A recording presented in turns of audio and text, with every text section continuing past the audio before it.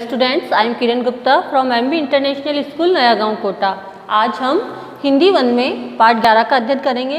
पाठ 11 का नाम है युगा अवतार गांधी। यह एक कविता है और इस कविता के कवि हैं श्री सोहनलाल द्विवेदी जी। युगा अवतार गांधी, कवि श्री सोहनलाल द्विवेदी जी ने इस कविता के अंतर्गत महात्मा गांधी को युग का अवतरित पुरुष कहा है। युग कहा जाता है बहुत सारे वर्षों के समूह को। तो महात्मा गांधी का पूरा नाम है मोहनदास करमचंद गांधी को उन्होंने एक बहुत बड़े युग का अवतारित पुरुष कहा है। इस कविता के द्वारा कवि ने राष्ट्रपिता महात्मा गांधी के व्यक्तित्व की महानता का वर्णन किया है कि वह कितने अधिक महान थे। स्वतंत्रता आंदोलन में उनकी आवाज़ सुनकर लोग उनका अनुसरण करने लगे थे। अनुसरण का अर्थ होता है उनके पीछे पीछे चलने लगे थे। ऐसे युग पुरुष ने सत्य, अहिंसा और प्रेम के बल पर भारत को अंग्रेजों की दास्ता से मुक्ति दिलाई। जहाँ पर भी सत्य, अहिंसा और प्रेम का नाम आता है वहीं पर हम महात्मा गांधी को याद करते हैं, क्योंकि उन्होंने इन्हीं अस्त्र शस्त्रों के बल पर अर्थात सत्य, अहिंसा और धर्म के बल पर ही स्वतंत्रता की लड़ाई को जीता था। गुरु नानक देव ने भी कहा है, साधारण दिखने वाले लोग ही दुनिया के सबसे अच्छे लोग होते हैं। आइए अब हम इस कविता को पढ़ते हैं और इसके सार को समझते हैं। चल पड़े जिधर दो डगमग में, चल पड़े कोटि पग उसी ओर। कवि का कथन है, चल पड़े जिधर दो डगमग में। डग का अर्थ है कदम और मग का अर्थ है मार्ग। मार्ग में जिस तरफ, जिस दिशा की ओर महात्मा गांधी के 2 कदम चल पड़े, उसी ओर करोड़ों कदम आगे की ओर चल पड़े। अर्थात यहाँ पर अनुसरण करने की प्रवृत्ति बताई गई है कि लोग किस तरह से महात्मा गांधी का अनुसरण करते थे। महात्मा गांधी ने जिस तरफ अपने 2 कदम बढ़ाए तो उन 2 कदमों के पीछे करोड़ों लोग चल पड़ते थे। पड़ गई जिधर भी एक दृष्टि, गड़ गए कोटि द्रग उसी ओर। कोटि का अर्थ है करोड़ों और द्रग का अर्थ है नेत्र। महात्मा गांधी ने जिस तरफ भी अपनी एक दृष्टि डाली, जिस तरफ भी एक नजर उठाकर देखा, उस तरफ ही करोड़ों लोगों की आंखें गड़ गई। अर्थात करोड़ों लोगों की आंखें उस ओर उठ गई। जिसके सिर पर निज धरा हाथ, उसके शिर रक्षक कोटि हाथ। महात्मा गांधी ने जिसके सिर के ऊपर अपना हाथ रख दिया, उन्होंने जिस मनुष्य के ऊपर, जिस व्यक्ति के ऊपर अपना हाथ रख दिया आशीर्वाद स्वरूप, फिर उसके ऊपर करोड़ों हाथ रक्षा के लिए उठ गए। जिस पर निज मस्तक झुका दिया, झुक गए उसी पर कोटि माथ। मस्तक झुका दिया और जिसके सामने महात्मा गांधी ने अपना मस्तक झुका दिया, अपना सर झुका दिया, अर्थात उसको सम्मान दिया, तो महात्मा गांधी के पीछे पीछे करोड़ों लोगों ने भी उसके लिए अपना मस्तक झुका दिया, उसको सम्मान दिया। तुम बोल उठे, युग बोल उठा, तुम मौन बने, युग मौन बना। कवि का कथन है कि जो जो कार्य महात्मा गांधी ने किए, करोड़ों लोग उन्हीं कार्यों का अनुसरण करते थे। महात्मा गांधी बोले तो पूरा युग बोल उठा। महात्मा गांधी मौन हुए तो ऐसा लगा मानो पूरा युग चुप हो गया।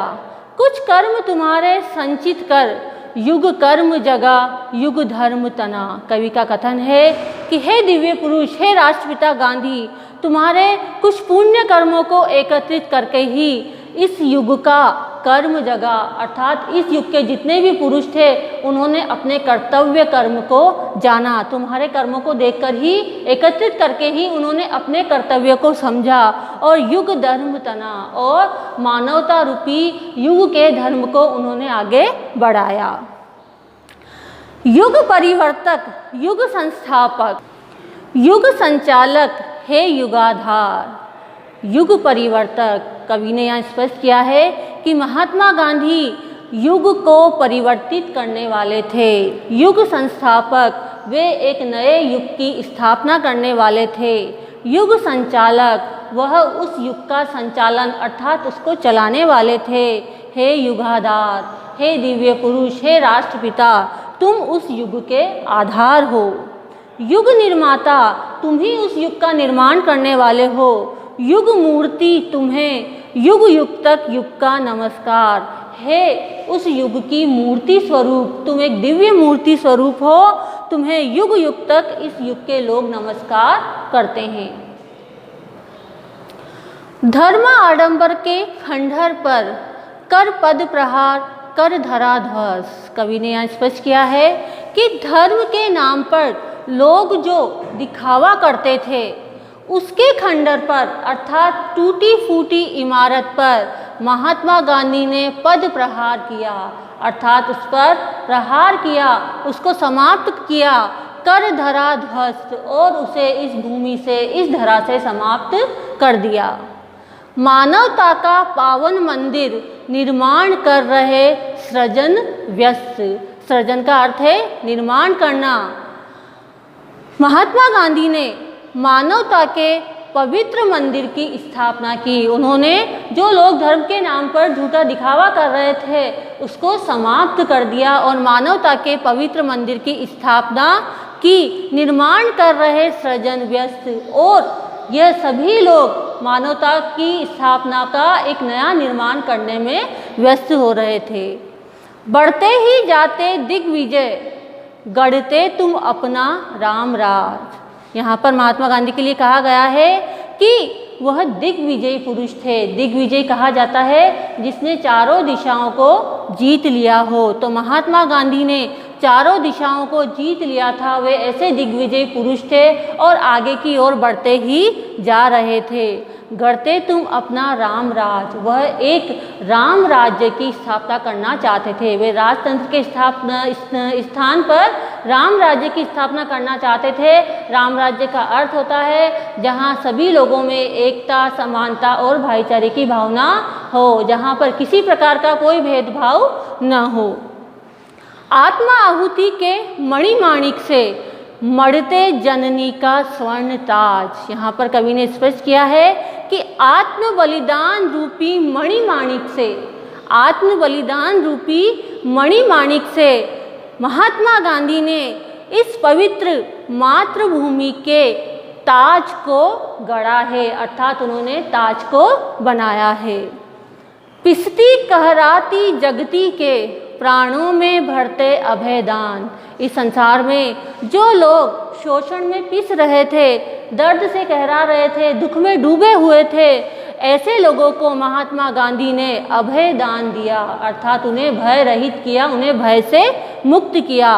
अधमरे देखते हैं तुमको, किसने आकर यह किया त्राण। जो लोग शोषण से ग्रसित हैं, दुखी हैं, परेशान हैं, उन लोगों ने देखा कि हमें किसने आकर त्राणा, अर्थात हमें हमारी रक्षा किसने की, हमारे प्राणों को किसने बचाया।